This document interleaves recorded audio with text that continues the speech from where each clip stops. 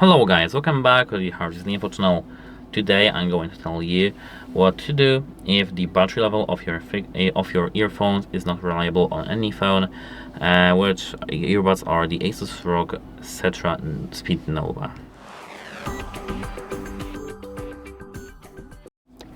So actually this issue is quite common on every single earbuds. The first thing that I recommend doing is to restart your phone. Whether it's an Android or an iPhone, it doesn't really matter. Just restart your device. Apart from that, place the earphones in the charging case and wait about 15 seconds. The battery levels of the earphones and charging case will update and sync to your phone, tablet and PC. And as a last resort, what I recommend doing is to do a factory reset.